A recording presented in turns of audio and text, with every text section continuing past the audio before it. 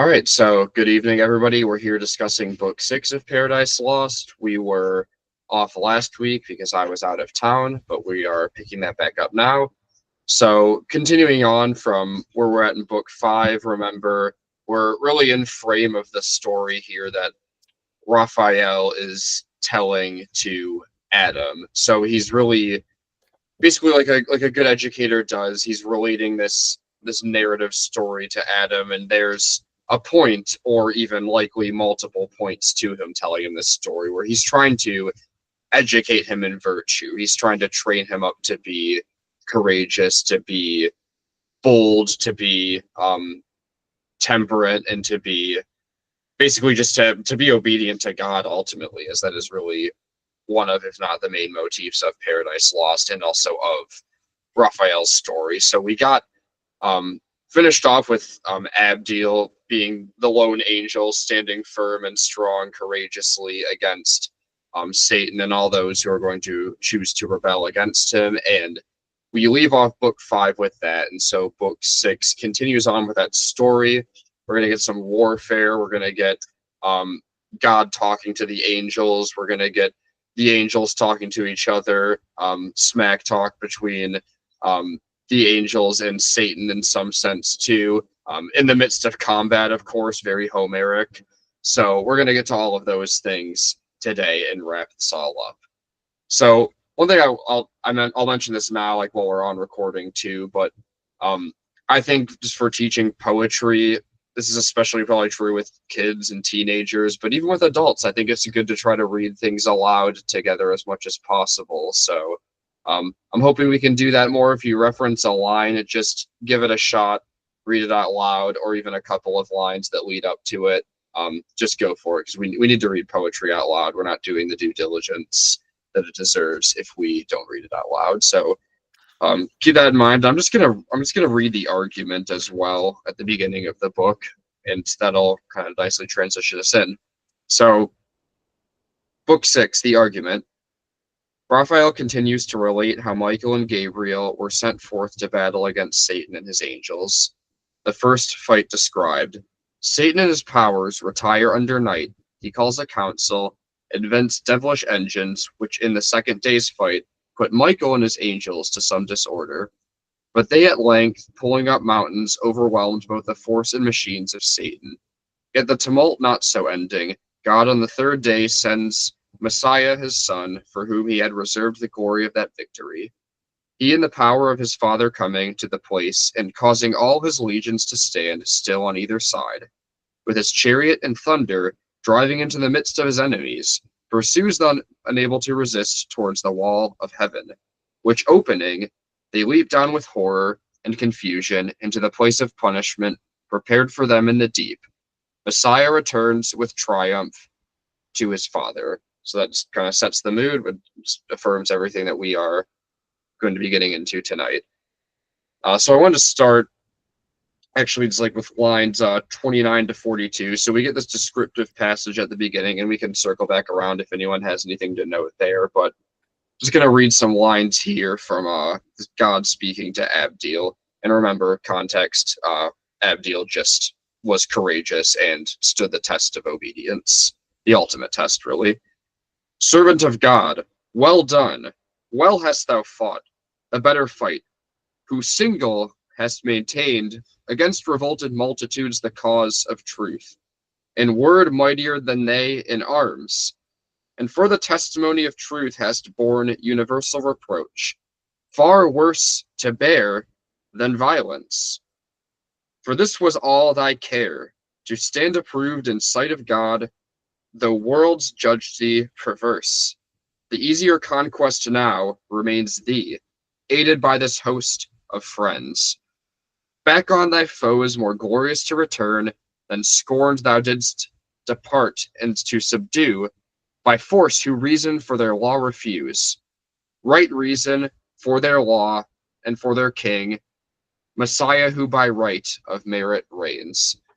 So this passage basically just affirms that, I mean, there's a parallel here, I think, to like the Christian life on earth and the existence of an angel during this time, or this not time in really cosmological history, or in heavenly history, maybe would be a better way of saying it, where I mean, right off the bat he says, well hast thou fought the better fight. Like, it kind of reminds me of like the words of like, well done thy good and faithful servant. Like, that's the words we all hope to hear one day, right? Like, that's that theological virtue of hope. We look forward down past death and despair and suffering and things that can happen to us and will happen to us in this life, and look forward to that. And that's, there's hope in that, right? And it's like, that's what Abdiel, I think, is clinging on to, in a sense, where he sees that it is better to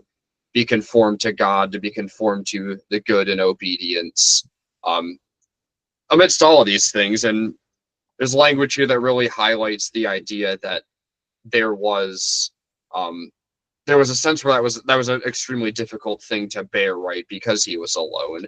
I mean, far worse to bear than violence. There's a connotation that this is worse than physical harm. This is worse than suffering, in a way, for he had to endure this temptation in a way. And so I think he's kind of drawing us in this question of like, how much harder is it to remain steadfast when you're alone than to do so when you're with the like-mindedness of others. If anyone has anyone to say about that.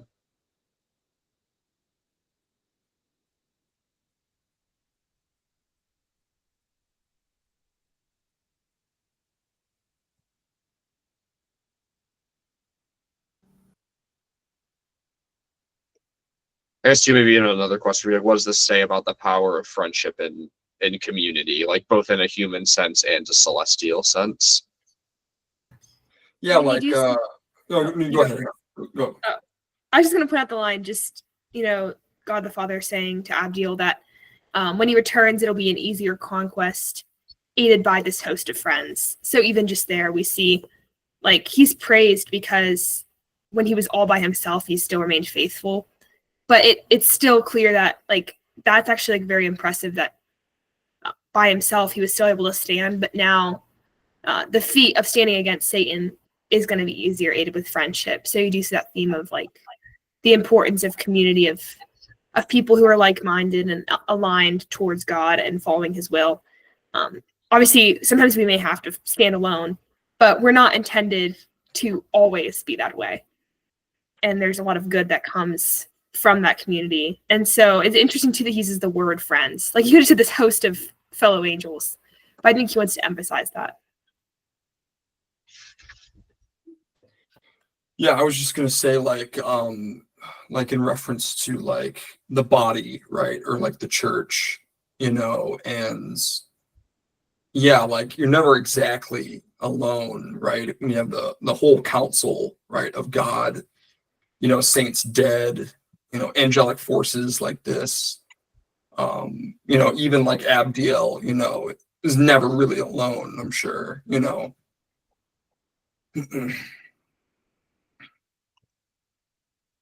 Yeah, no, I think those are all good answers.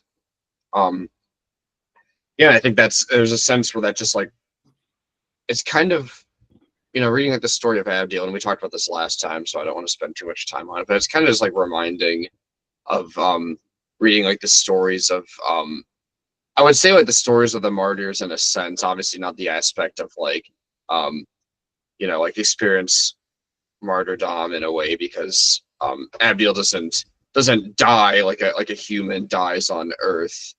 But it's similar in that sense, where often, I mean, I think of, like, I don't know how many people are familiar with, like, the story of Polycarp, friend of Saint Ignatius, was a disciple of Saint John the Apostle. They were all three of them martyred in their own way, by the way. And Polycarp, like, there's a great, like, I'll have to pull it up, either send it to you all or just look it up yourself. But there's like a great story there if you've never read it, just like the martyrdom of Polycarp, and you can usually find like at least like a snippet of it where it talks about like him like standing firm amidst like the Roman Empire persecuting him, and he did die. Like they did execute him. And so just, I think those stories are, the story is for us. The story is also like for Adam, in a sense, where it's like that's his model, right? It's like, hey, like, you're going to face you're going to face the same trial and test, right? Like you're going to come to this place where you're going to have to choose to be obedient or disobedient. And there's a sense where Adam, though he has Eve, and that means something, Adam is in a sense also alone, where it's like he doesn't have, there's a sense where like the burden's on him as the man to lead, and he doesn't have other men in a way, right, who are going to be there with him in this way. Like for whatever reason, it's like Raphael is here preparing him to educating him to be prepared for that moment when temptation comes, when deceit comes to him, but he's not going to be standing there right next to him in a sense, right? So it's the ultimate story of really like, this is like what you have to do, Adam, like you have to do this in your own way.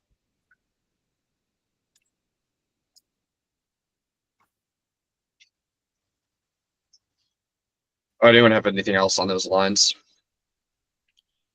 Just thinking kind of, I guess I haven't fully put it into thought, but just thinking of like, he's teaching Adam like what he's going to have to do. But even with the angels, they didn't go through the same, like being angels and humans or man is different in terms of kind of thinking and all those kinds of things. So it's like an example of like how to be heroic, but then it's also like you're going to be the first guy that has to do it for all of mankind. Yeah, he really has no peers at all, actually.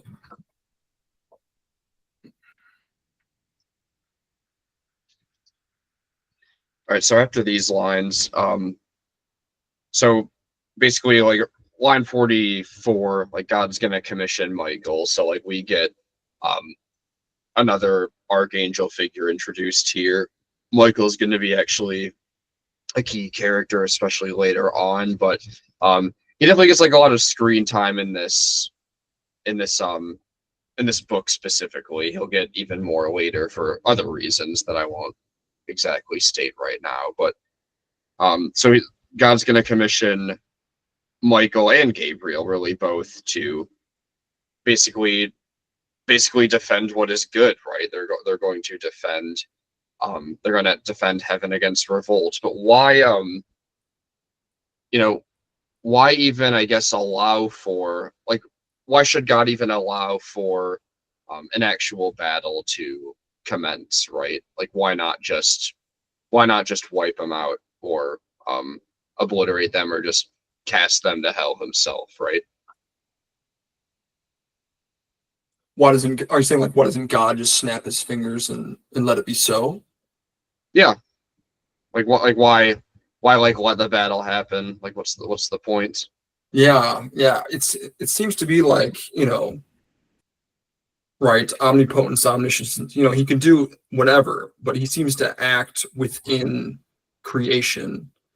There's something about the creation submitting itself and God coming through that is almost more than if God just wills something to be done and makes it so immediately.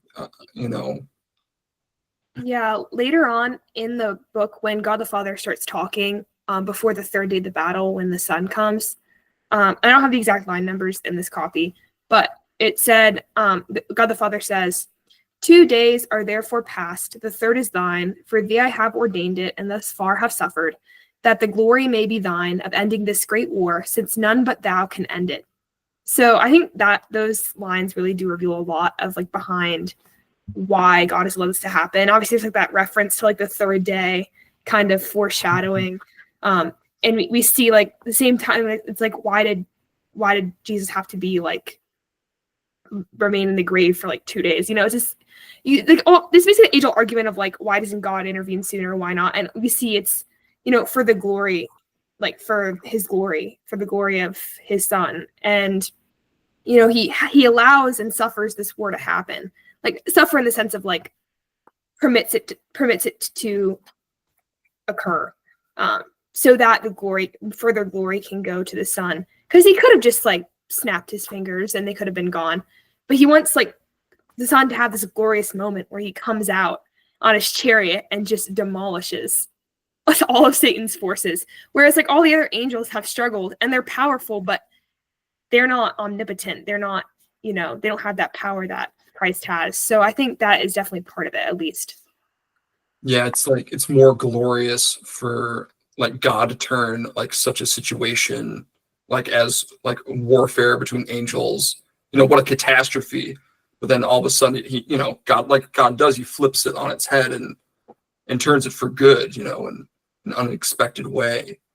Right? Like evil can't just get away with being evil, indefinitely type thing. And even like all the parts of heaven that were like destroyed in the battle, it says like we're restored. And basically it's as if like heaven is restored to its former state. And so for all of like the destruction that Satan wrought, and it didn't even make a dent. Like God, like you said, just completely flipped it on its head. Yeah. And I think that really revealed more of like his power and like, gave more glory to him than even if like he just instantly teleported all the demons to hell. Yeah. Yeah, I definitely think you're touching on some important points there. I also think just in the sense of, this is probably kind of on my mind too, just from conversation I had with Anthony and Andrew earlier today, but I always think like what does it say about what does it say about God that essentially his will is unfolded via history and really history being like stories of humanity, right? Like human history, non-human history in a sense. And if you think of like in the celestial aspect of it, but what does it say that like God works through like people in a linear progression over time? And then like what does it say about God that people are just historically story making creatures in a sense, right? Like we're mythopoeic, we're myth making creatures in a way, right? So it's like there's I always wonder, it's like, is there an aspect to God where it's like it's just better if there's the story includes some sort of angelic battle rather than him just showing up and be like, no, Satan, you're done, and just like obliteration, right? Like it's that idea of like working through in some way, like as a primary agency, in some way ultimately working through with the agency and the story of others, of creation, of created beings, both celestial and human. It certainly makes this poem better to read than if like it was just snap. Okay, that's the end of the book. Okay, moving on. It ties in with the whole story making convention, right? It's like this book in particular is just entertainment. I feel like. Right. It's like, why are stories good, right? It's like, why does God make stories of us in a sense? Why do we make stories of things? I think it's all connected. Yeah, I think I kind of think kind of multiple things. One, like you're saying, it allows like heroic deeds that can be told later, or praised.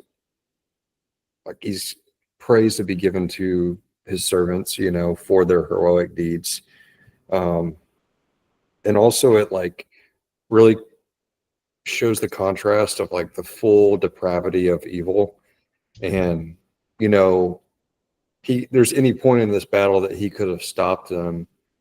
But he let them come back with cannons and just freaking start shooting them. And that's something to show like they weren't expecting it, the actual good angels. And so it really does show like full depravity of, they didn't even just disobey me. They were like rotten to the core.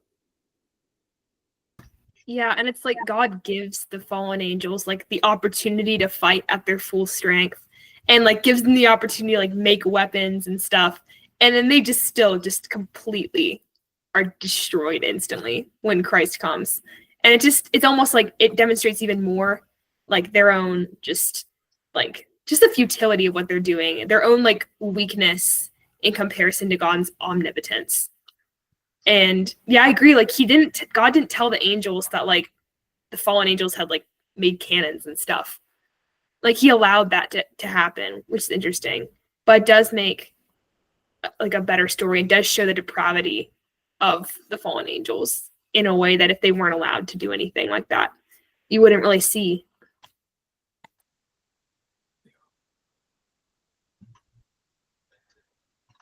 Yeah, so we get to this point here. Basically, like line 56 to 113 is all just kind of like setting the stage for a battle, and we get these descriptions of Satan here, and it says in lines 88 and 89 that his goal is to win the mount of God, and on his throne to set the envier of his state.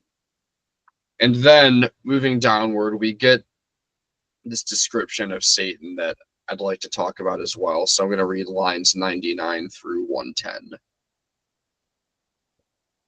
High in the midst, exalted as a god, the apostate, in his sun-bright chariot sat, idol of majesty divine, enclosed, with flaming cherubim and golden shields. Then, lighted from his gorgeous throne, for now, twixt host and host, but narrow space was left. A dreadful interval, and front to front, presented stood in terrible array, of hideous length. Before the cloudy van, on the rough edge of battle, ere it joined, Satan, with vast and haughty strides advanced, came towering, armed in adamant and gold. So any thoughts on just that the description of Satan in general? Like it's setting us up for Satan as really the antagonist of this battle. But is anything about the imagery there? The symbolism. I immediately was just struck by the phrase like exalted as a god. And just like brought to mind a lot of scripture because, you know, like the theme of exaltation is just like found a lot of places. Even like thinking like Philippians 2, that God has highly exalted Christ and has set him above, and bestowed on him the name that is above every other name. So then like Satan just like putting himself in that place. And then also just seeing like all the Homeric references. I don't think I caught all of them, but I caught some. Like I feel like throughout this whole book, I kept writing like Homer ? Next to things. Like talking about the sun bright chariot. And then from your lecture, you were talking about the adamant, which I would not have got unless you had pointed that out. But then I kept seeing it throughout the book, and I was like, adamant. But it's interesting. He's armed in adamant and gold. I'm not sure if there's a significance to there also being gold, or if that's just, I don't know, like to look cool. Yeah, I'm not entirely sure either. I kind of even thought like it was like some of the weaponry that like he uses, like the spears and the shields and stuff, right? But yeah, it's hard to say because that could be alluding to like a lot of different things. But no, I'm glad the adamant thing was helpful though, because I was like, that's actually like, it's almost like this, like to be like steeped in the Greco-Roman mythological tradition. You just notice that like comes up as ever. It's like when someone's like, oh, it cuts like a diamond, or as it's hard as a diamond, it's as sharp as a diamond. The way we would say that now in like America, it's like it's as strong as adamant, it's as sharp as adamant. Like that's how the Greeks and the Romans would talk about basically the strongest material substance for crafting armor, buildings, weapons, etc. In their mythology.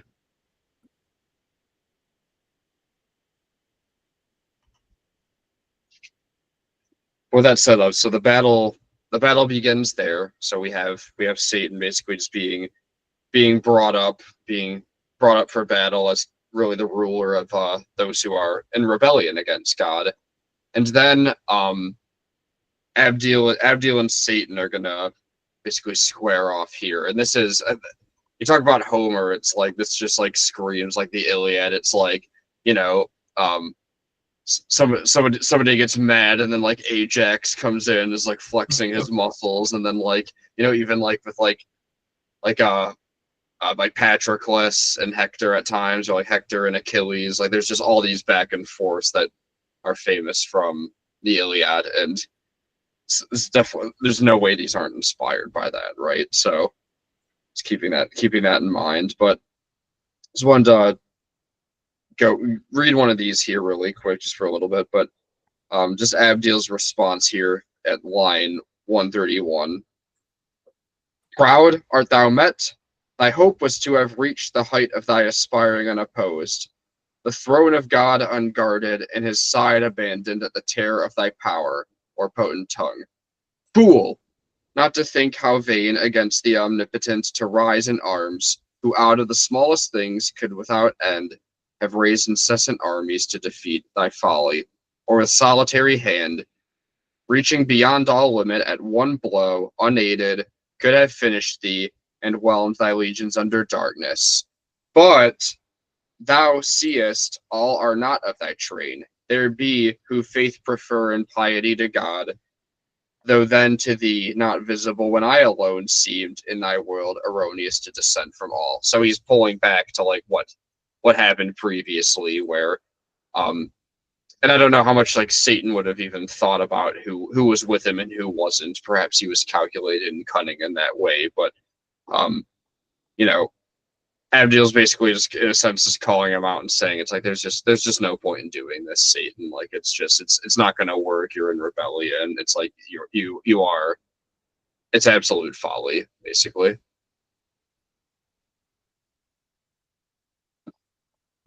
I love the part where he just says "fool." He Oh, kind of yeah. like interrupts the meter of the line, and I like put a box around it. Like I don't know fully what I was thinking, but it just stood out to me. I was like, yes. Just, Yes. yes. Half the reason I just read that right now is just so I could do that part. Fool. To be honest. Also, all of Abdiel and Lucifer communicating just reminds me of like Obi-Wan versus Anakin in Star Wars. No, actually. That's so funny. I was like reread with that in mind. Abdiel's got the high ground. It really does. Like, what are you doing? Does dude? It's Satan. Like, you underestimate my power. Like, Yeah, like he's like, he's not gonna win. Did I turned against me? And they were probably friends, right? Like they probably had a relationship, Yeah, and he's like sort, accuses so. Abdiel of turning against him. right? 'Cause he does. He was probably just super disappointed with Lucifer, He's like, man, Abdiel, like, I thought it was gonna be so chill. Like, we were gonna be like hanging out, rebelling. You have to like be a good guy. And there's a sense, actually, funny enough, talking about that relation, there's a sense where like Milton's angelology has this connotation of like specific like groups of angels, not like in a hierarchy alone, but just that certain angels are assigned to almost like certain cosmological regions in a way. And it's kind of theorized by some that Abdiel and Satan were from that same like territory, and like Satan obviously as Lucifer was like a superior to him in that context. But like yeah, it's theorized that like they would have like known each other right. well and on a personal level. However that exactly would work in a celestial relationship, I'm certainly not entirely sure. But there is something to that, right? It's not like it's just like, oh yeah, this Satan guy, I've heard about him, but I've finally met him for the first time, and yeah, he's a huge jerk. Basically, it's like there's seems like there's something deeper to it than that. Basically, And it's also like he's not saying like, Satan, just turn away from your wicked ways and come back. Like you can. No, he's very angry, and just like knows how far over the line he's stepped, and there's no return. Yeah. And how it's just like, you are foolish. Yeah, it's crazy that Satan called Abdiel a seditious angel. It's like, how much more ironic can this be? Yeah.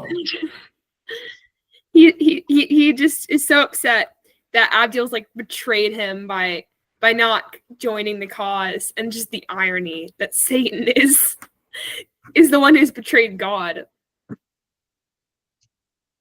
Yeah, you think Lucifer expected all the angels to be on board or something? Yeah, he's so upset.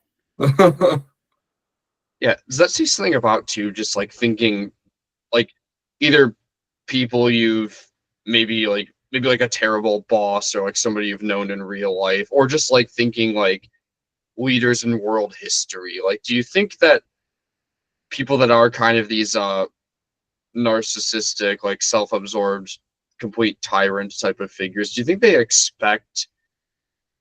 Do you think they like expect more people to be on their side when they actually make these sort of moves? Like you can think of this as like whether it's like Satan in Paradise Lost or in real life, or like even like somebody like Hitler or Lenin or Napoleon, or like do you think do you think they expected and it might be different for each person, I'm not sure. Do you think that might be a common trait amongst these types of figures? I mean, I definitely seem to see it, even just like smaller figures who aren't like known by like the whole world, but like people who exhibit those kind of traits. Like even like in my own family with like some family members who just act in this way, and then they're like so blindsided. They like expect everyone to be on their side. And it's almost like this self-imposed blindness, like caused by, I guess, pride or vanity. I'm not sure. Just because they genuinely convince themselves that they are this great person. And so they're shocked when people kind of see through that to what they really are. Yeah, I think like just the blend of narcissism of some of these people, and then anybody that has anyone working for them or underlings that are yes men, that's just like, they're obviously going to think, oh, these people have my back no matter what. That's just not the case. Yeah, the people around you can dilute your perception, right? Yeah, absolutely. Yeah. Yeah, definitely. I think I've said this before this class, but like Satan's just like the final form of every like narcissistic tyrant you've ever met or ever read about in history. Like he just is. He's like just the highest level of that. Yeah, I both, have like, to be honest. in spiritually and in power, and like really just in how he acts and the things he says and does. Yeah, he's so much worse, really. You know I what I have to be mean? honest. I do not feel any temptation to pity Satan anymore. I think No, you're just I was reading the thinking book. the I'm same like, this thing. guy is just, yeah. I was thinking the same thing. Like he really is irredeemable, and like so much worse than like a tyrant human, actually. You know what I mean? Like Hitler gets called the devil all the time, and pretty terrible guy, but gosh, he's not the devil exactly, Mhm. Yeah. I mean, at least Hitler loved Germany or something. I don't know. Like, I mean, you can find like human aspects like to any like dictator. Right. Like Stalin was a great lover of literature, strangely enough. Yeah. And actually read very widely of some like very good books, and you wonder like how did that not bleed into his practice? But I guess it's just like the human part of people is just they at least retain something. But then Satan, not being human, not being made in the image of God, and just being the complete epitome, like mega evolved form of these dictators, like he has nothing redeemable or nothing like humanizing about him.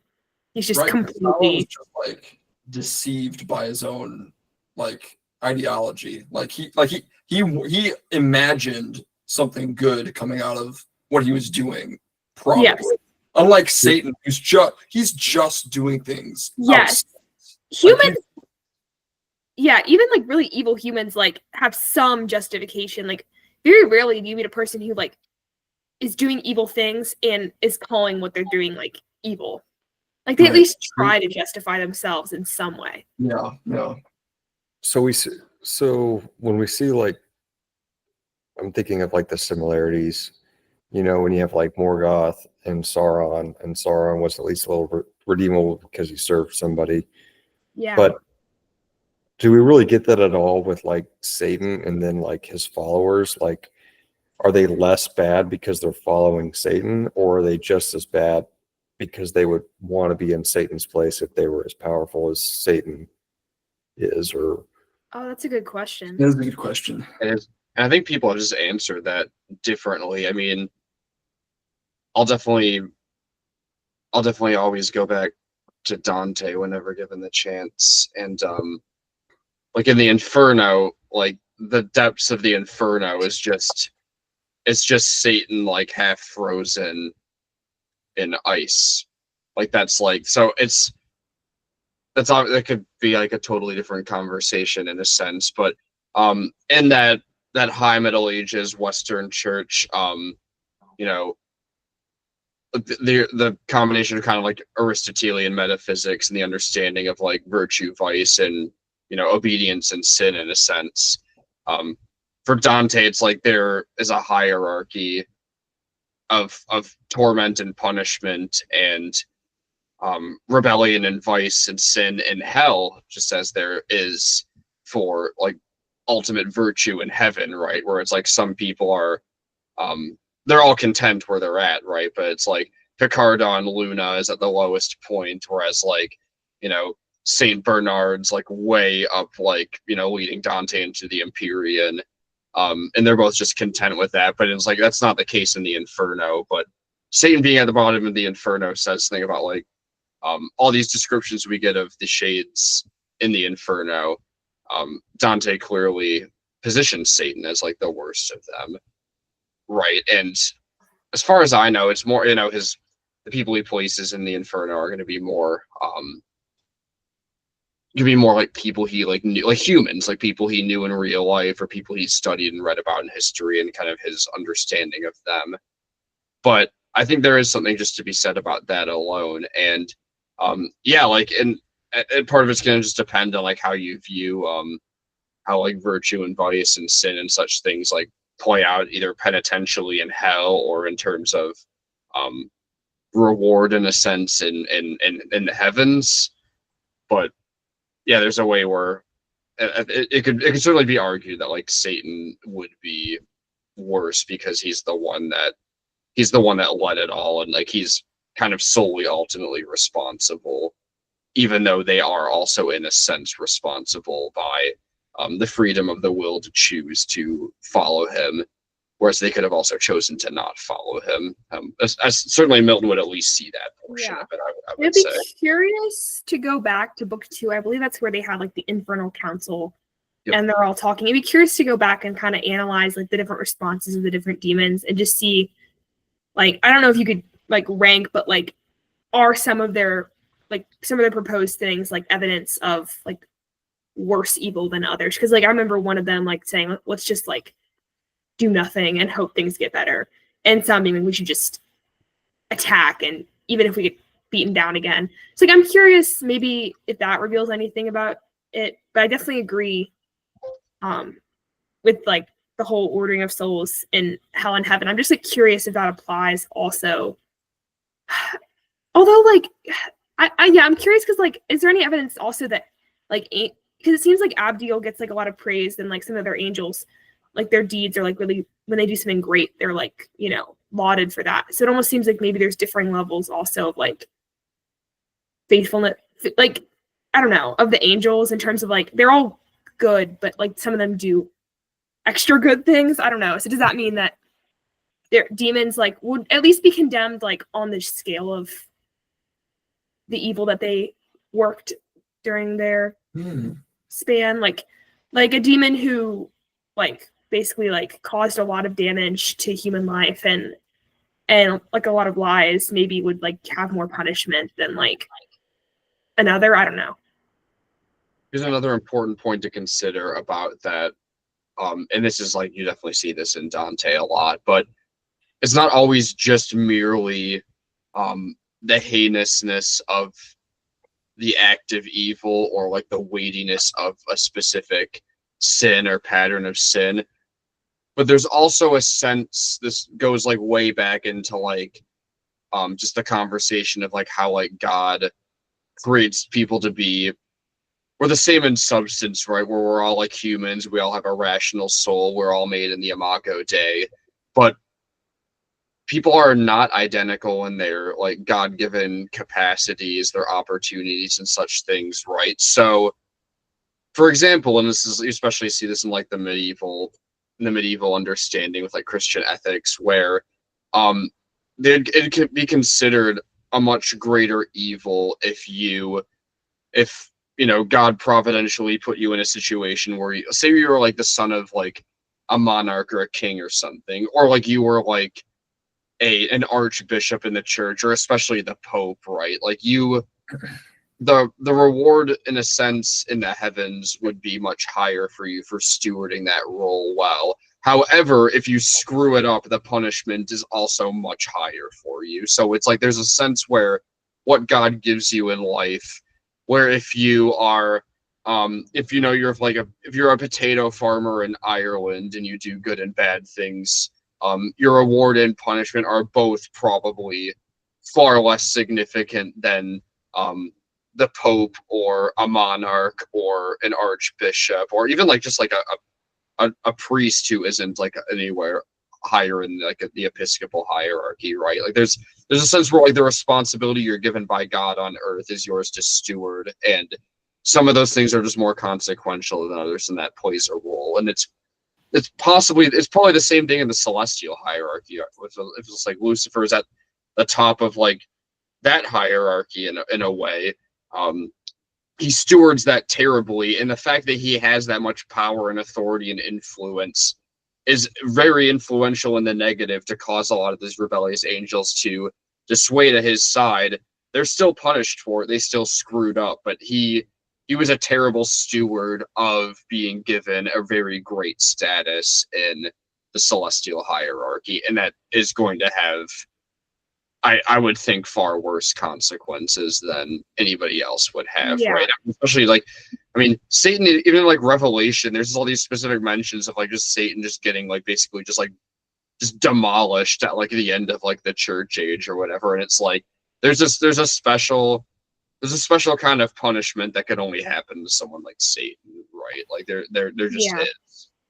So like the higher the angel that fell, basically, you can see like almost the worse the fall, the more they're held responsible to for poorly stewarding the power they were given. Whereas like a super lowly angel that fell would still be responsible, but Satan's going to have it a lot worse, given that he had so much and just completely just threw it away. Yeah, I would say that's definitely in line with. I'm not sure like where like exactly Milton would be at on this, but like it's like a very like Western medieval understanding of just like the Christian ethos and one's responsibility, and again, virtue, vice, sin, and obedience. I would say yes, definitely. Do we have anything else on that? Like that's that section, or anything else just on the dialogues between Satan and Abdiel in general?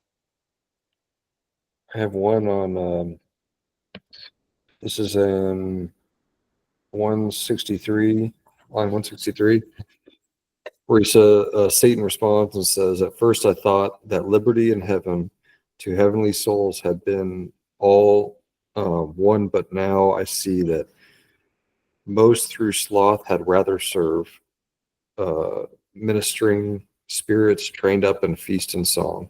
Such hast thou armed the minstrelsy of heaven, servility with freedom to contend, as both their deeds compared to this day shall prove." Just like severely underestimates his foe and what their power would actually be. Just shows like his narcissism. Yeah, definitely. Yeah, and we get even a little bit after that. So when like Abdiel specifically is replying to that, it's at 183. He says, "Reign thou in hell thy kingdom. What be serve in heaven, God ever blessed in his divine behests obey. Worthiest to be observed. Yet chains in hell, not realms expect." So I love that line because it's like an exact reversal upon the better to reign in hell than to serve in heaven that we get back in book one. Like he's completely just like flipping the tables on this. Obviously, in as much as we can make something chronological and something happening outside of something certainly happening outside of Earth per se. This is an exact reversal of like Satan's, the crux of his ideology, right? That could be like his his slogan in a sense is better to reign in hell than to serve in heaven. And Abdiel's saying like, no, like you're going to be in hell, but you're going to be in chains, and you need to expect that. Like it's not going to be glorious and great just because you run the show. And like you're gonna be miserable. Expect it, because that's what that state of being is, and that's what you chose. Yeah. And one more thing, I really love the lines just before that, where he says, "This is servitude, to serve the unwise, or him who hath rebelled against his worthier, as thine now serve thee, thyself not free, but to thyself enthralled." I really love those lines, because he's saying, okay, obviously I love the point about like, this is servitude to serve the unwise, just pointing out like, it's not servitude to like serve God in that sense that he's meaning, that's like the meaning sense. But then also just, even though all the other demons are like serving Satan, Satan is himself a slave to himself. Like he's not actually free. He thinks, okay, like even if all the other demons are enslaved to me, like they're not free. I'm free. I'm autonomous. Like, no. He's enslaved to himself, and like enslaved to his passions rather than able to control those with like reason and so on. So I just love his line there as well. Abdiel, per usual, with the great speech. Yes, we've already stated plenty of times that like, yeah, Abdiel's just awesome. Like he's Just crushing it. He's our favorite character. He's like the Giga Chad meme. Like Yeah. we need to start making like Paradise Lost memes and like flooding Twitter with them or something, like a Chad meme, but just like Abdiel. And he's got the jaw and all that. Like just it's like the end of a shovel, like the Crimson Chin and Fairly Odd Parents. Wow. Anybody who picked up that reference. But yeah, so that you kind of picked up an interesting thing there with just like the idea of like of servitude in general. Even more so, you were talking about where like Satan, sees like there's this form of slavery of like just worshiping God in heaven for all of eternity as like a form of slavery. And like for Satan, his conception of freedom is to in his own mind, to break the shackles of that slavery by rebelling, right? And this is just an important concept to always think about with characters and stories. If you're ever reading like a work of literature, a work of philosophy, like it's like a primary text throughout history, one thing to always ask yourself is like, what is this author's conception of freedom, or what is this character's conception of freedom? Because everybody has a belief about how do we become free. That could be existential, spiritual. It could literally just be even physical sometimes. But that's something like we talk about like the liberal arts, and it's like we talk about that because like everybody has an idea of, from Homer to Plato all the way on down to people today. Everybody has a philosophy or an ideology that believes that makes them free in this world and in life, and maybe in the afterlife, depending on what you believe. So just kind of something to think there. And for Satan, that is definitely his ideology, is that like, I am freeing myself from the slavery of serving God. Whereas Abdiel is the opposite. He's like, no, like I am free because I am in line with the good, with God, and Satan is putting himself essentially in slavery perpetually to himself, to pathos, to passion and a negative connotation, and his own desire, in a sense. Like he's truly a slavery in all those ways. And I imagine Milton's just picking up on those things where Milton understands that people like somebody's conception of liberty and slavery in an existential and spiritual sense is a very important thing. And I think he's kind of playing with those ideas and showing us clearly that like Abdiel's conception is the right one, obviously that Satan's is the wrong one. Brilliant as he is, and to show that Satan is an interesting compelling character and almost pitiable sometimes in the first couple of books, and as you all have stated a few minutes ago, that it's hard to even, it's almost impossible to feel that way at this point. And I think that's just kind of the genius of Milton at work there. And yeah, I still don't get why some people in the 19th century thought that he was like somewhat sympathetic to Satan in a way. They were a special I mean, that breed. goes away really quick, like when we get to these books, and we're like only halfway through the epic poem, and it's already gone, in my opinion. Yeah, at first, like, I was almost sympathetic to the people who saw Satan that way, even though, like, I was like, I knew they were wrong. But at first, I was like, man, like, he is really charismatic. I can understand why some people wanted to take the side of the, like, what they misguidedly think is, like, the underdog or whatever. But then by this point, I'm thinking, okay, who is reading this and thinking, yay, Satan? Yeah, there's and this is like the grand delusion of Satan, is to believe himself to be sort of like absolute, right, apart from anything, like God, like talking to Moses, like he tells him, like I am absolute, everything is contingent upon me, and this is almost like what Satan like wants. He wants to be like I am, like I exist, with nothing else, nothing influences me, absolutely free. And it's directly related to like Enlightenment era philosophy, right? Like look at Descartes, right? I think therefore I am. Like it started from there, in the 19th century. And gosh, I mean, people today, if they would read this book, I bet a lot of people would actually sympathize with Lucifer. Like, yeah, I am my own person. I'm not a slave to anything. But yeah, it's pride.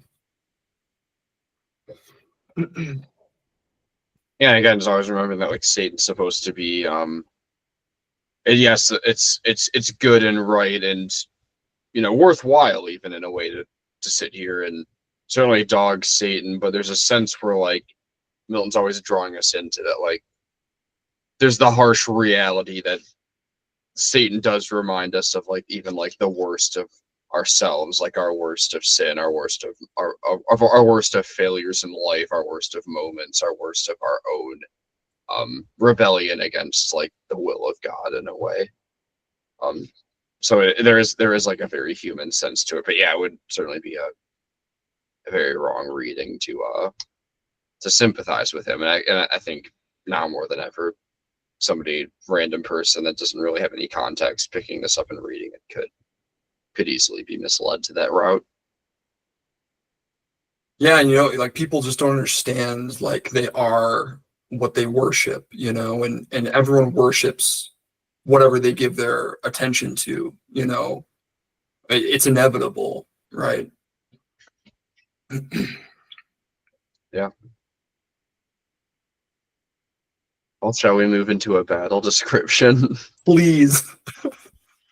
I was like, and we have to like just sit here and just read some of this and just mull over. Like it's just good stuff. But okay, I'm gonna start with 223, sorry, and just read for a little bit. So, how much more of power, army against army, numberless to raise, dreadful combustion warring and disturb, though not destroy, their happy native seat. Had not the eternal King omnipotent, from his stronghold of heaven, high overruled, and limited their might. Though numbered, such as each divided legion might have seemed, a numerous host, and strength each armed hand a legion. Led in fight, yet leader seemed each warrior, single as in chief, expert, when to advance or stand, or turn the sway of battle, open when and when to close the ridges of grim war, no thought of flight, none of retreat, no unbecoming deed that argued fear. Each on himself relied, as only in his arm the moment lay of victory. Deeds of eternal fame were done, but infinite, for wide was spread that war and various. Anything there stand out to anybody? It's epic poetry at some of its most genuinely epic. Like I can't say that enough. I have more Homer question marks scribbled in the margin. Yeah, valid. It makes, you know what it does for me is it begs the question, and okay, Milton, this was the 17th century, right? So like I'm trying to think of like Milton's conception of warfare at this point in history. They've got cannons, you know, certainly.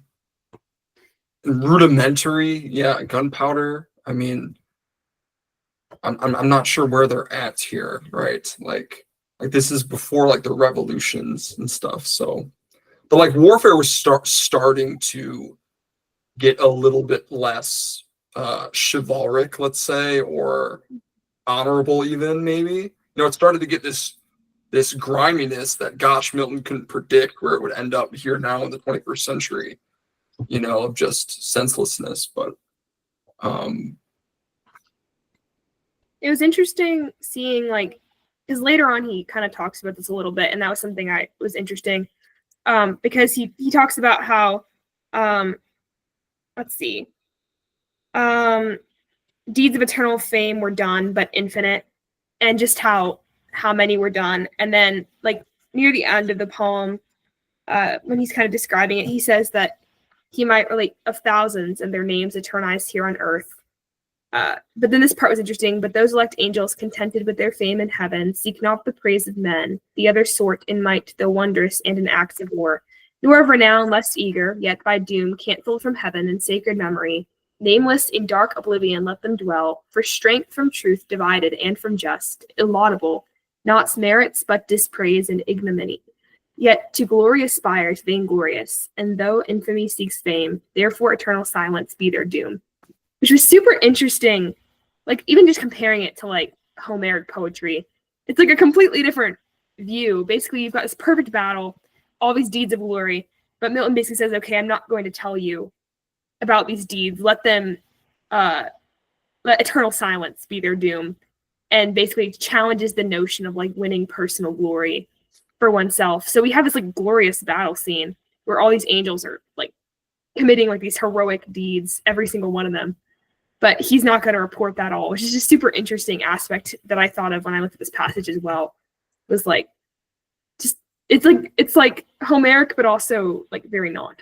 In terms it made me really appreciate Milton. Like, thanks, dude. Like, the Iliad was kind of a slog because of that. Oh my goodness. But it's like, you know, all these angels, they're not trying to win glory for themselves. No.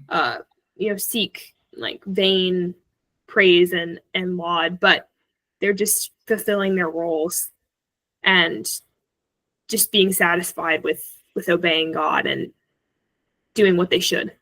Yeah, there's something like more deeply Christian about that, you know, Homer obviously just Kind of missed. had access to, right? Yeah, poor guy. He's just a few years too early. Just a virtuous pagan.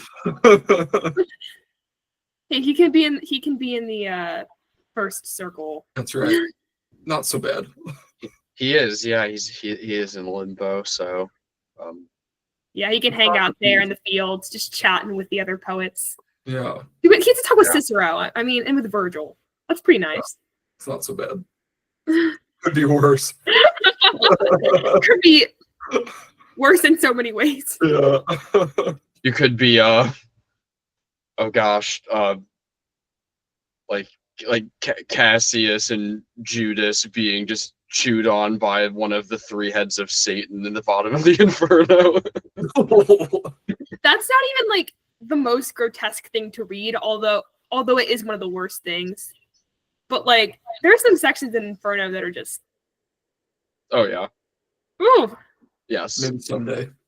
Yes, someday. Put it on your You're list. gonna get to go through this rite of passage. Yeah. You're gonna get to enjoy the Inferno. Yeah, it's wild. It's fun. You get to go on a wild ride with Dante and Virgil and Beatrice. It's fun. I feel like I have to do Odyssey and Aeneid first. It's kind of mandatory, right? That would help probably. Yeah, I don't know if you had a lot. yeah, it'll be a while. So I do have to zoom in on this for a second, but so 250 just saw where the sword of Michael smote and felled squadrons at once, with huge two-handed sway. Brandish aloft the horrid edge came down, wide wasting. Such destruction to withstand, he hasted and opposed the rocky orb of tenfold adamant, his ample shield, a vast circumference. At his approach, the great archangel, from his warlike toil, surceased and glad as hoping here to end, intestine war in heaven, the archfoe subdued or captive dragged in chains, with hostile frown and visage all inflamed. First, thus began. So that's going to introduce like Michael talking there, but that's just, yeah, I got to admire and appreciate that description of Michael really quick. And just okay, this is just like a fun, not very philosophical at all question, but it's like, what do you think like Michael's sword looked like? I'm sorry to have to ask. Like this is like a nerd question, but just please, just give me something. Guts' is great sword from Brazil. Yeah. I picture like the Dragon Slayer sword. Yeah. I picture like a D&D like great sword, just like huge, massive. It's a slab of iron. I've got one for you. Does everybody have like a way that they could like open Google right now so I don't have to screen share? Okay. Type this in. Type in the Google search bar. Type in Hume Ultra Great Sword. What's you can the also first type word? in. It's also called the Fugs for short. That came up right away. There we go. Yeah, that's a good one, man. It's got the magma aesthetic. This is what I see in this scene. Yeah. Hume Ultra Great Sword. That is enormous. Yeah, How is that guy carrying it? Is this What? Elden Ring? no, it's the hardest boss in Dark Souls 2. Like he How? wields that in one hand. It's Oh, How is insane. he holding that? How is it on his shoulder? Strength. I just don't He's got a strength of understand. 40.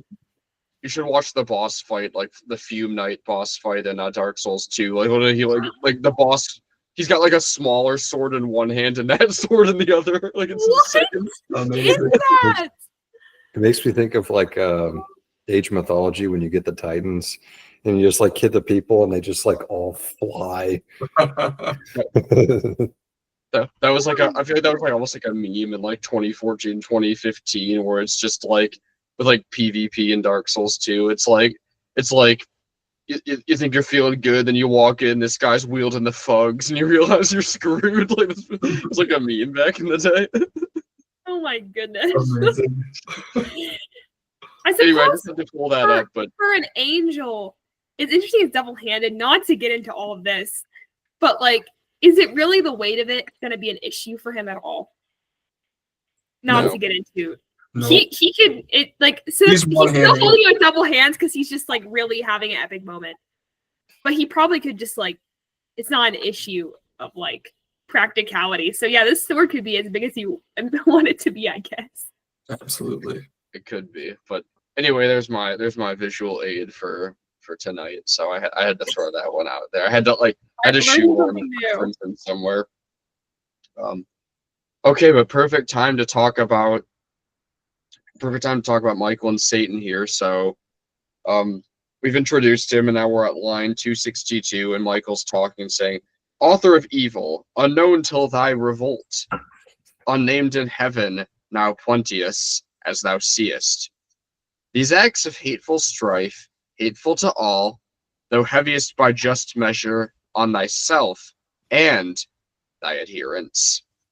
How hast thou disturbed heaven's blessed peace and into nature brought misery, uncreated, till the time of thy rebellion? So there's this language here, like author of evil,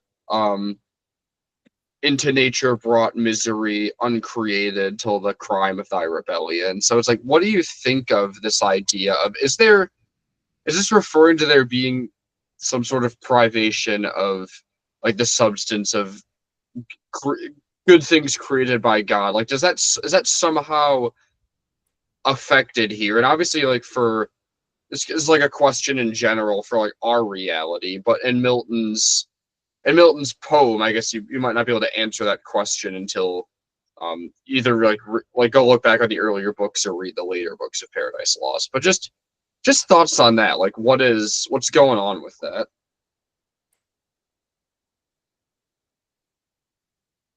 I at least see like a lot of connections of like Satan just being like the antithesis of like Christ, like being the author of evil versus like the author of life, like as whereas that's God, and then like into nature bringing misery versus, you know, like Christ becoming flesh and dwelling among us, like bringing himself, like bringing God down into, you know, to dwell among the like creation and fix all the things that Satan did. But it is interesting that the uncreated till the crime of thy rebellion. I guess just like it's really pinning it on Satan of, you know, his choices did bring an element of evil into everything, or at least like to some extent. I'm not sure what, but clearly there is some disturbance that has been created in heaven, which seems to be righted once Satan leaves. But at least wherever he's going, like wherever is around him, is there's some sort of disturbance.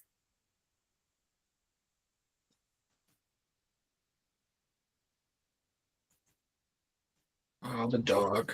For a moment, but you can continue. My dog is suspiciously quiet. Uh-oh. Where is he?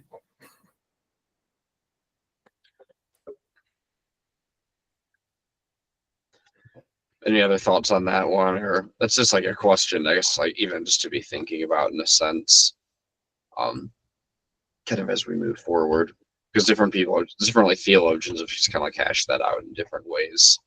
Some kind of even associating like the fall of the angels, not, you know, causing man to sin, though, like obviously like Satan in the form of the deceiving serpent doing so, but even some theologians, even like Augustine, like Aquinas talked about this sometimes too, but just like there a correlation between like potentially like the origins of like animal suffering and such things being related to like the fall of the angels, like that, like somehow that on a cosmological level, like All of nature was disturbed. brought privations of the good like into the cosmos in a way, and that didn't like bring sin into like the substance of man in a way, but could have affected other aspects of reality in a way. It's just like that whole idea, and I'm wondering like what he's exactly doing there at times. I almost wonder, I don't know, because the question is, you know, like in medieval cosmology and stuff, or I'm thinking even of like Lewis's space trilogy, like the effects of man's fall only has an influence on like the sphere of the earth, like ending with the moon. So then my question is like, in that same view, would Satan's like fallenness like only spread in like the area where he is? Like it wouldn't extend to the whole universe in a sense. Like it's limited to the place that he is, because it seems that like when he leaves heaven, everything is restored to the way it was. There's no need for any like, I don't know, any action other than for God to just repair that. I don't know. It just is a question, because it's like, okay, I don't know the answer to this, but I guess you always think of like the fall of man, like the world fell into sin. Does that include like the whole universe? Like when Satan fell, how much evil was introduced? It's just, I don't know. It is kind of, I don't know that we're really given a clear picture of it in like scripture necessarily. So I'm curious like what Milton is kind of saying here. Yeah, it's a curious thing. Something to look out for. I'm not exactly sure still to this day like what exactly he's doing that, but yeah, you definitely obviously see that in different ways, like the Ransom trilogy. Like obviously Malacandra and Paralandra are unfallen, like Thelacandra, like aka Earth is fallen, right? Like it's No like that spoilers. the three settings of it's the limitations of fast. It's right. These are not things you need to like. It's okay. That's like information established in the first book at the beginning. It's not hidden intel. It's pretty early on. Plus, like, I mean, how many times in this class have we referenced the fact that like Paradise Lost was like a direct influence on the book Paralandra, and it's because it is like it's, so you have to know that's coming in a sense. But anyhow, so we move on from there, and then we get to this. It says at 354s, meanwhile, in other parts, like deeds deserve the memorial. And then it's going to talk about, it says, where the might of Gabriel fought, and with fierce ensigns pierced the deep array of Moloch, furious king, who him defied, and at his chariot wheels to drag him bound threatened. So we get like Moloch, right? Back to book 2, the Infernal Council. Like we get one of those demon lords in a sense, Which mentioned here, and Gabriel and him are at war with one another. Which one was Moloch? Was he? Which plan did he propose? Because he was one of the ones that talked, I think. I'm trying to remember. Yeah. So was he the one who just wanted to just fight? Moloch is he's the first. So Moloch speaks first, and he's the one that wants to just go back to like waging all out war. Yeah. Like, he's like, let's do it again, rally the troops and get back out there. It's like, yeah. We got stopped on 4th down last time. It's like running on 4th down again, like running up the gut, like hand it off. Like it's like that's. It doesn't seem like things were going too well for him in the battle. I'm gonna be honest. No, exactly. This is yeah. If he wants to return, I'm kind of convinced Moloch is kind of like he's just kind of like the Ajax of this story. Like he just kind of is. But he's an unarmed Bill, just uses his hands. Yeah, there's something there, but. That's the battle sequence we're in here, and then we get to further descriptions here, and I wanted to read this one as well. So picking up at line 369 said, "Nor stood unmindful Abdiel again, to annoy the atheist crew, but with redoubled blow, Ariel and Ariak in the violence of Ramiel, scorched and blasted, overthrew.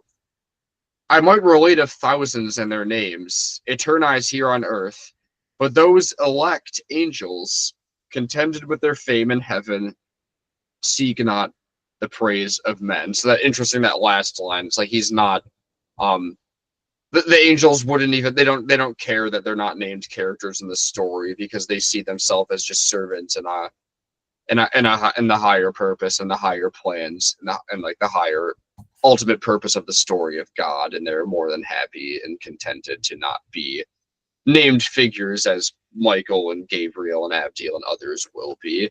But atheist crew, like what does he mean by that? Yeah, I underlined that with a question mark. I was like, is there a meaning of this? Like an older meaning that maybe I'm missing? Yes, so and it could mean other things too. I'm not certain, but what I think here is so one thing is so in the early days of the Roman Empire, when like the early church was emerging, sometimes, and this is I'm going back to Polycarp here because this is part of the story of the martyrdom of Polycarp. But when Polycarp was up for martyrdom, and this is the account of somebody who was there and wrote this down. That's like the records we have of this. Basically, the Romans shouted like down with the atheists because Polycarp refused to worship, like, he wouldn't like pitch the incense to like the image of Caesar, like he wouldn't worship the pagan gods, like the statues in the temples and such things. And Polycarp's response to that was he actually supposedly pointed to everybody in the crowd and shouted down with the atheists, referring to all of them. What he's saying there is he's not saying that they were not they weren't atheists in like a a Nietzsche sense or a Hitler sense or even like a Richard Dawkins sense, but he's saying they're atheists in the sense that like they don't believe in the one true God. That's how that term was used. And people sometimes just threw that term around, like, the Greek, like atheist, that being like the alpha privative at the beginning of a word, which basically means it negates the word. So not believing in God, right? Like atheist, that's the Greek. And that's how they would use that term, like sometimes, at least in that context in the Roman Empire, where it was just somebody who didn't believe in their particular like system. So they would call people atheists because they didn't, they wouldn't like worship like Apollo or Jupiter or something like that, right? Whereas Polycarp was just firing that back right at that, where it's like, no, you don't believe in God because there is only one God and you don't believe in him, so therefore you're an atheist. That's how they were thinking of those things at that time. Interesting. Yeah, okay, that makes a lot more sense here then. The atheist crew, those who like, they don't, it's not that they don't believe in God in the sense of like, okay, they do know that God exists and they do acknowledge that, but they're denying his authority, his power. They're trying to place themselves in his place. So they don't believe in him in that sense. They put their faith in themselves. And so in that sense they're atheists, even though like they know God exists, but they don't have like a right view of him. Mm-hmm. And there's even a sense too where it's like sometimes like for the term thrown around like functional atheism, where almost somebody might like actually like cognitively believe in God, but they basically live their lives as if they don't in a way as well. And that's it could be like in that in part two, where it's like, oh, like, you're an atheist, you're rebelling against God, you're basically acting like he doesn't exist, and that's folly. That's the connotation there. Yeah, that makes a lot of sense because they don't want there to be a God, so they're trying to act as though there isn't one and trying to delude themselves into thinking that's so.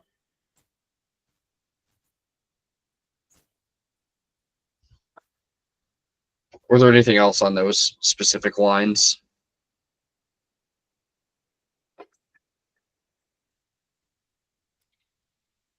So one other thing I wanted to bring up too is, so this is like the very end of the description of the fight, but 403 to 405. So in fight they stood unwearied, obnoxious to be pained by wound, though from their place by violence moved. And then so we get this sense in a way that like these battle sequence, like that, like warfare in heaven is ugly in a sense, right? Mm-hmm.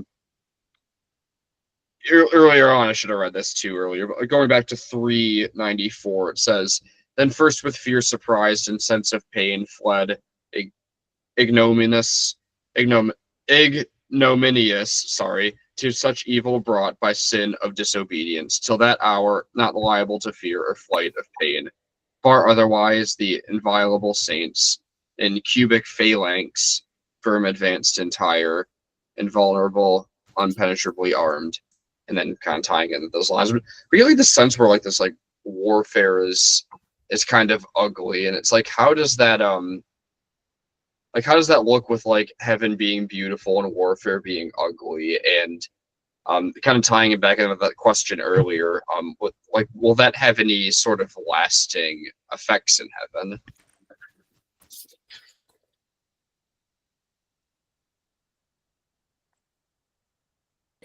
Will warfare have any lasting effects in heaven? Will the absence of the fallen angels have an effect on what heaven is? I'm not sure. I don't know. It's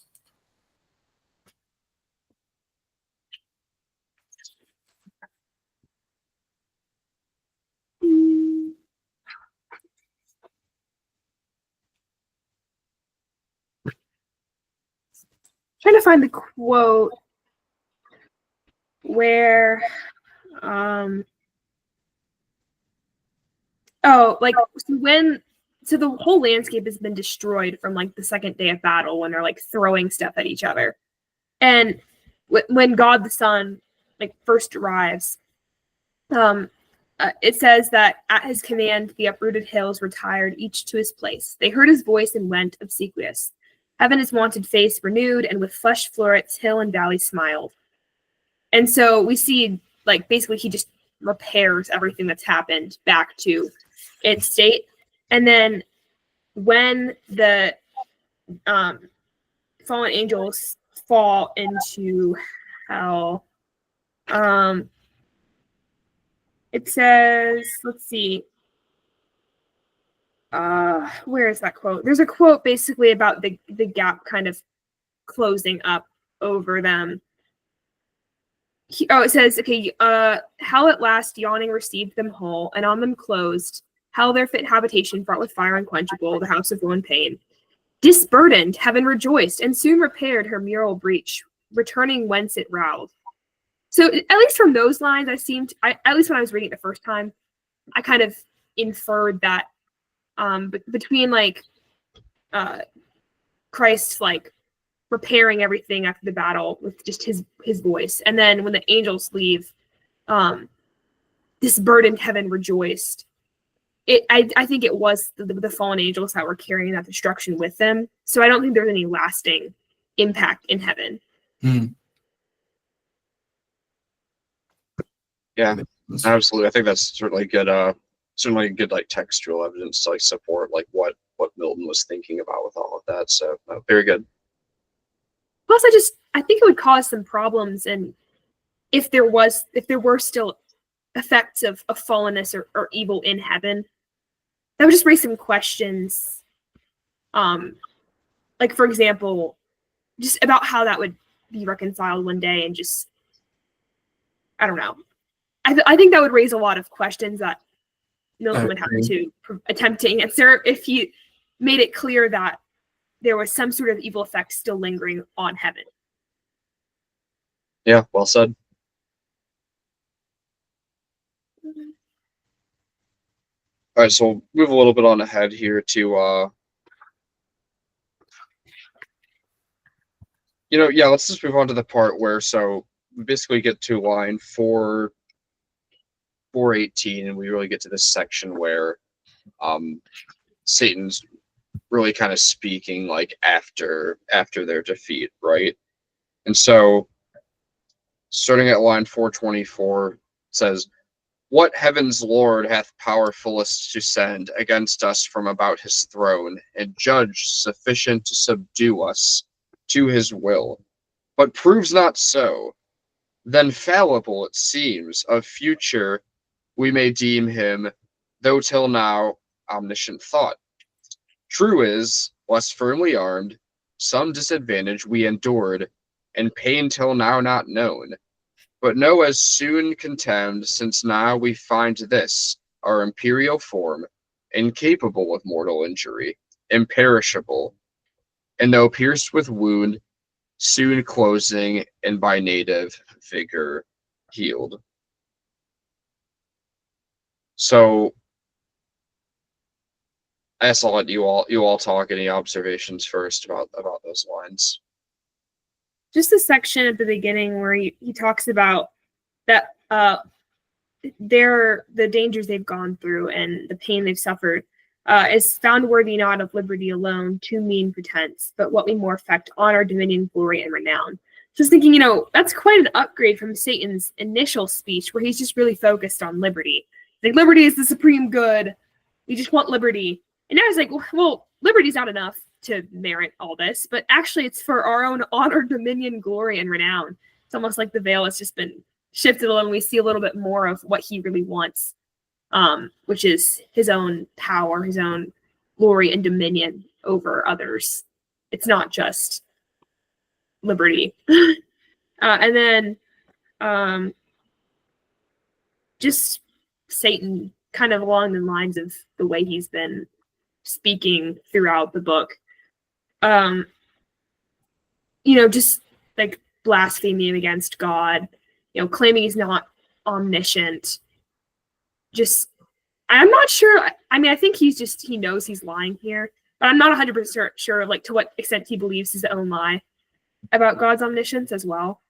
So I did wonder that, does he really believe that God is not omniscient from today, or is he just saying that to reassure his soldiers and make sure they'll fight again?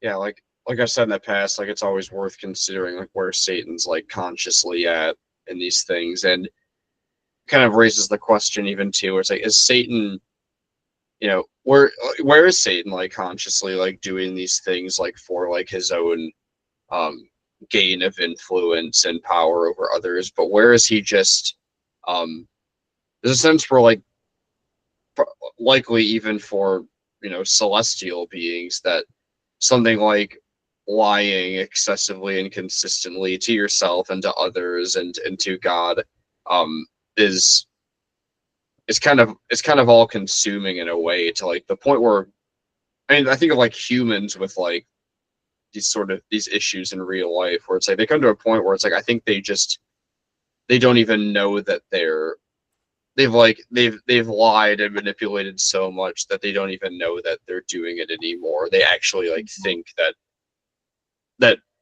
falsehood is true, and that sometimes others' truth is complete falsehood, and they're very cold and calloused and firmly against that. Like they're offended by truth in a lot of ways, and it's like I think that's perhaps where Satan has gotten himself into. It's like he's become himself a lie, because he's told so many to himself, to others, about God. At this point, he doesn't see truth and error the way that people who are rightly ordered do, or even like still sinful but still can see. He's just completely blind, like a blind guy. Just it's kind of like yeah, that's a good comparison.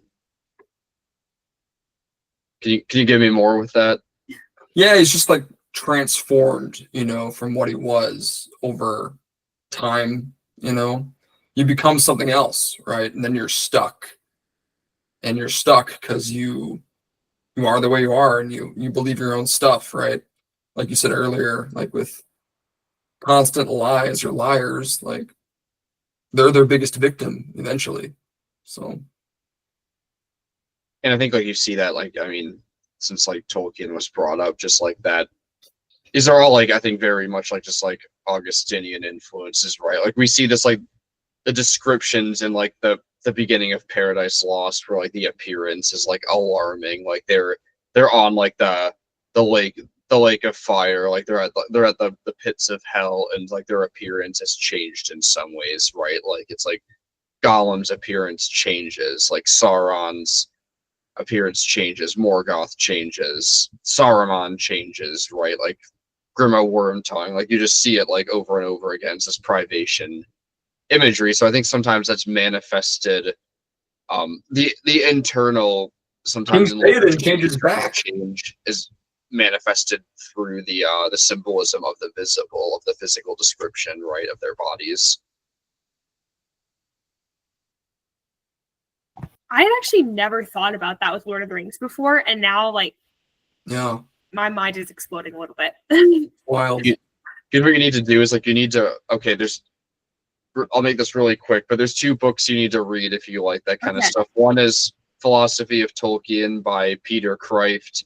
The second one is Tolkien Dogmatics by Austin Freeman.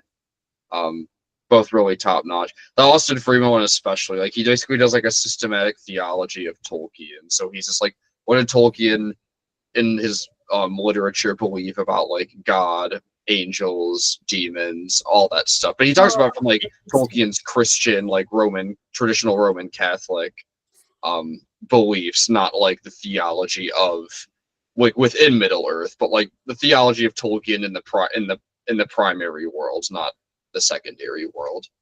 But how he explains it through the secondary world, if that makes sense. I might have to be ordering some of these books. Yeah. With some of my birthday money or something. That happens with every one of Andrew's courses. I'm like, required reading, I'll order all of them. I think I have enough justification. Like, I think, sometimes you're at a place where like, you're like, okay, I don't know if I can really justify buying a bunch of books right now to myself. I'm at a place right now where I think I can. Nice. So we'll see how that goes. But at least I might at least try to get these Tolkien books because this sounds super interesting. Yeah, no, absolutely. That's worth reading, in my opinion. They're really good stuff. Read them before the Silmarillion class. Yeah, perfect timing. Exciting. So let's take what Satan just said there, and let's throw that in contrast with Nizrak here. So he says, this is him speaking, and right after Satan, but line 456, by the way, is where I'm starting. But for what avails valor or strength, though matchless, quelled with pain which all subdues and makes remiss the hands of mightiest? Sense of pleasure we may well spare out of life, perhaps, and not repine, but live content, which is the calmest life. But pain is perfect misery, the worst of evils, and excessive overturns all patience. So contrast that. Like, what's Nizrak saying, and how is that different than what Satan's saying? Like, what's his approach? What's he doing here? I at least definitely see, like, I immediately stands out as him calling pain the worst of evils, which is super interesting. And I want to dive into that too, like a bit of, well, first of all, I don't think that's actually true. And I think in a rightly aligned worldview, there are many worse evils than physical pain. But he reminds me of, I forget exactly which demon it was, who in book 2 originally suggested that they just kind of not do anything and just wait in hell and hope the torment gets better because they don't want to incur further pain for themselves. Mm-hmm. It's similar in that way. So he is kind of counseling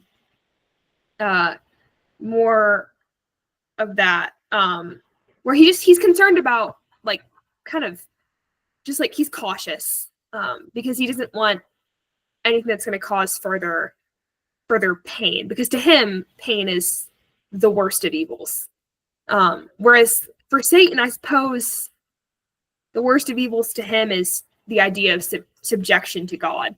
So he's willing to put up with physical pain to accomplish that aim and to try to seek honor and glory and dominion and liberty for himself. But it seems Nizrak is a bit more, the thing that he views as worst of all is different than Satan. Like, for him, pain is the worst. So that's what he wants to avoid the most. Well, yeah, I would even say, y'all may have gone over this earlier, how it talked about how for their sin of disobedience, they basically are susceptible to fear.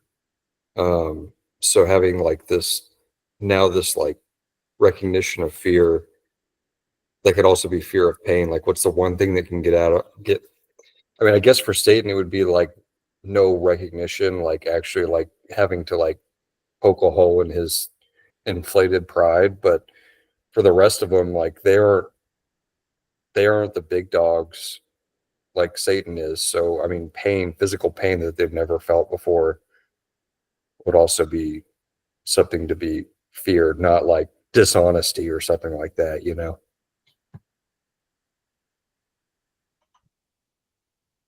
Yeah, by the way, Hannah, good job tying that back to Belial. I was like really hoping somebody would do that. So that's the second demon that speaks in the Infernal Council. And yes, he takes the means of passivity is really his approach to how shall they deal with their fall, essentially.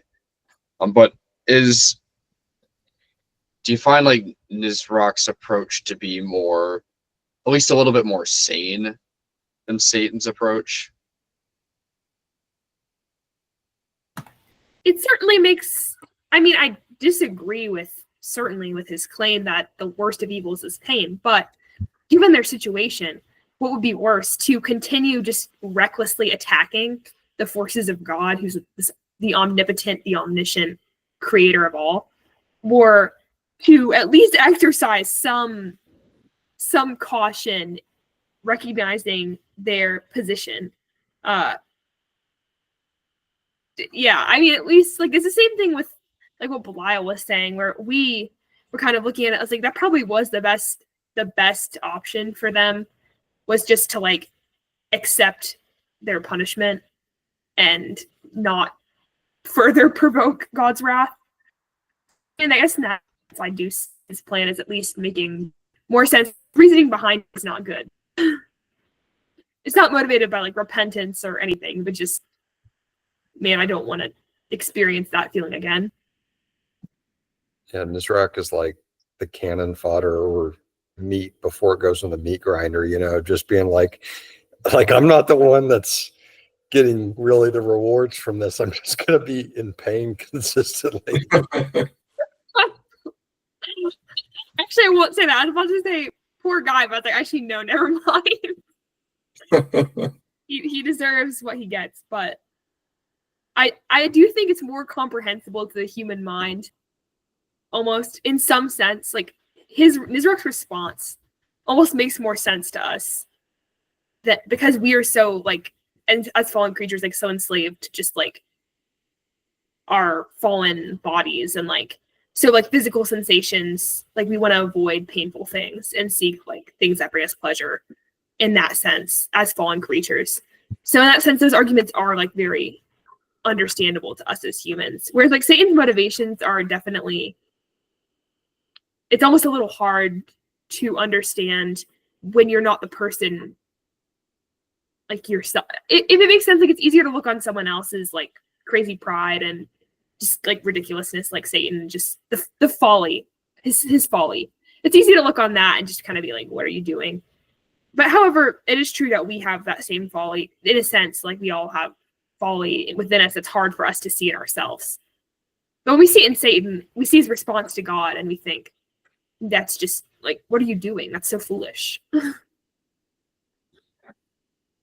Yeah, it makes me wonder if maybe he's like a lesser fallen angel because he's so afraid of pain, almost like he's, I don't know, wimpy or something, you know, or like, but like in like pain, like humans can like, we can endure pain like for virtue, right? Like, you know, so like to be controlled and manipulated by pain is kind of like a lesser thing too, you know. This reminds me of like Dune. I feel like I'm referencing all the sci-fi movies today, but it reminds me of like the Dom Jabbar, you know. I wish you guys could see the sticker on my laptop right now. What is it? It's a yellow square and it has a sandworm on it and it says "Don't tread rhythmically." That's And it awesome. looks like the Gadsden patch, and it's one of my favorite things. And like a lot of times people are just confused by it, but then when someone gets it, it's really worth it. That's amazing. Where did you find that? I found it on Etsy. I think they still sell them. So why did I ask? Everything's on Etsy. Paul Atreides had to become Space Hitler just to show us why nobody should ever become Space Hitler ever again. Prescience, guys, is not the answer for humans. No. Okay, but that series gets so wild. Oh my goodness. I gotta keep moving. We can't go down that rabbit hole right now, but So Makai was so disappointing for me. I just stopped. So this happens in Nizrak's speech, but then, you know, Satan, as he does, this kind of reminds me of like, they have like these plans going, and then like Beelzebub stands up and proposes another thing, and then Satan ends up volunteering to go. That's all in book 2. This is kind of like that in the sense where it's like Nizrak proposed this more passive plan, is kind of accepting retribution in a sense, but Satan says no, like we're not going to do that, and go into 493 says, meanwhile, revive, abandon fear, to strengthen counsel joined, think nothing hard, much less to be despaired. And then the response from his followers after that. He ended, and his words their drooping cheer enlightened, and their languished hope revived. So we just see again like the power he has in his rhetoric, where he's able to draw them in there, right? Like Satan's always able to rally the troops, right? And it's like he has that power over them in a way. And I think like Nizrak in a sense, like he just doesn't have the confidence, the audacity, the rhetoric. Like he's just like, it's kind of just like how it is like in some ways in the Infernal Council in a way as well, where it's like just like the best the best speech wins out, and it's like, what does it sometimes say that the best speech wins out, even if in substance it's not the actual best plan and best idea, right? I think that's a question we kind of get at times in Paradise Lost with these speeches. Yeah, it's kind of like a presidential debate. It's like who gets the most zingers in wins. I almost didn't want to say it, but I was literally, and I didn't want it to come into the front of my mind as I was saying that, but it naturally did, of course. Unfortunately for me. Yeah, it's just like you don't know the difference between like it's like stand up basically in a way. Yeah. Don't get me started, please. Does anybody else have anything to say about like just like so this whole section where Satan is speaking after his defeat? Because we only got like a few minutes left here, so I wanted to like just talk about really whatever we could at the end of the book.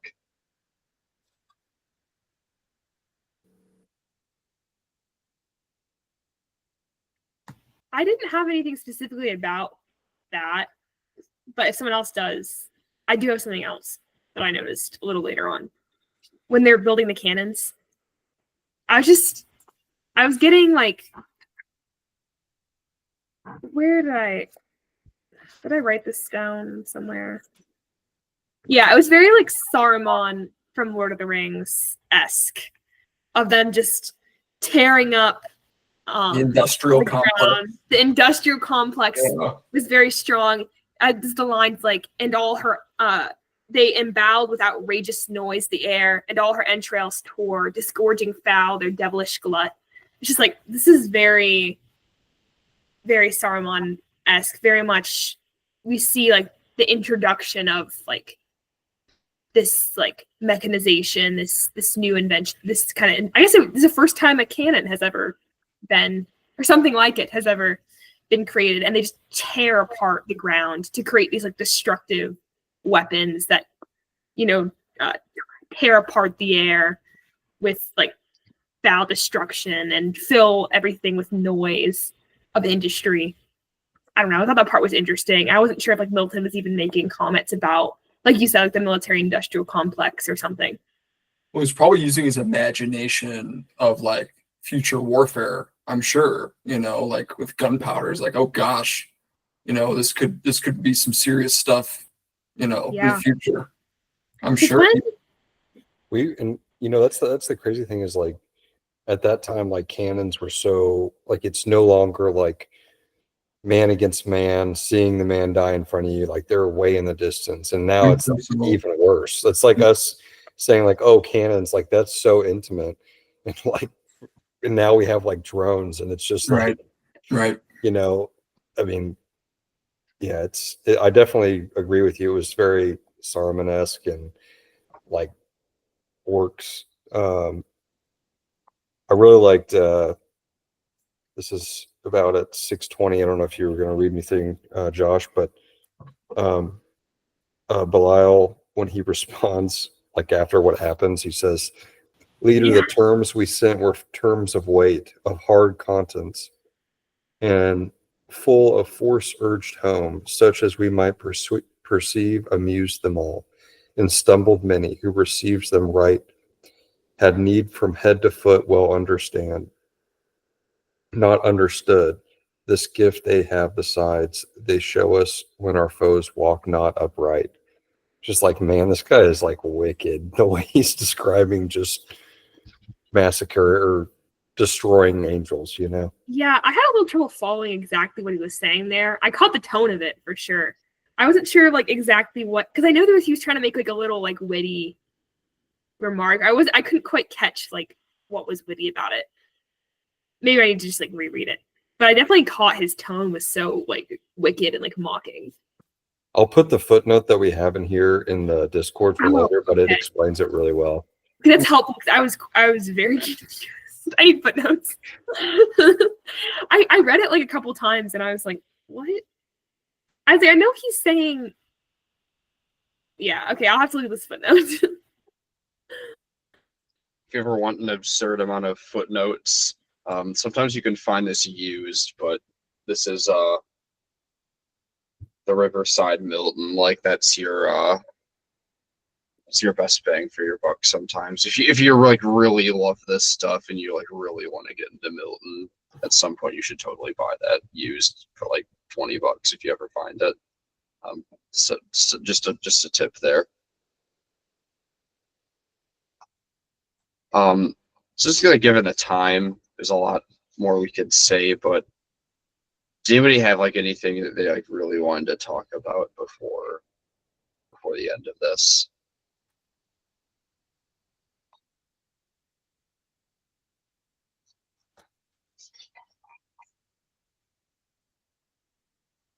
I'll probably just move it towards the end here, but so lines 734 to 745. So it says, and this is God the Son talking, but he says, "But whom thou hatest I hate, and can put on thy terrors as I put thy mildness on. Image of thee in all things, and shall soon, armed with thy might, rid heaven of these rebelled, to their prepared ill mansion driven down, to chains of darkness and the undying worm, that from thy just obedience could revolt, to whom to obey is happiness entire.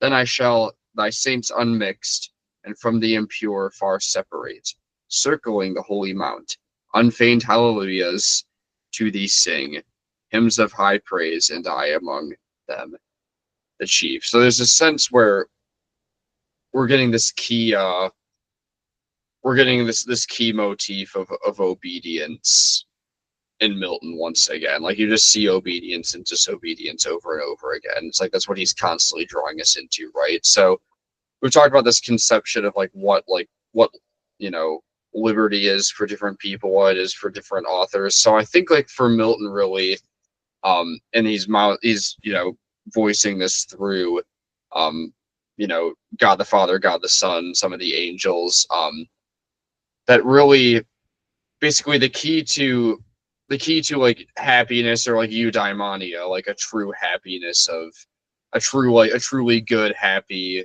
fulfilled state of being, using like an Aristotelian term there. It's choosing the freedom that God gives one to choose obedience to God is the ultimate form of happiness, of freedom. Like it's just reiterating that motif once again. And so I think and it's just like kind of reminding us too that you see this some in Stoicism, maybe even in some ways in like Epicureanism, but not in the same way as you do in like Eastern philosophies, where it's really all about and I'm speaking kind of in general when I say Eastern philosophies because I don't know a lot about them, but it's kind of like taking like something like Buddhism, for example, where like enlightenment, like nirvana, it's achieved through the suppression of desire, whereas like in the Western tradition, even in like paganism, especially Aristotle here, it's like eudaimonia, or like true like ultimate happiness, is achieved through it's a proper ordering of the loves and desires. It's not a suppression of them, right? And for Milton, a properly ordered, self-governed obedience to God is the key to eudaimonia and to libertas, right? Like to liberty. Like that's how we achieve such things, and that's again that like all across the board. That's always one of the central motifs in Paradise Lost.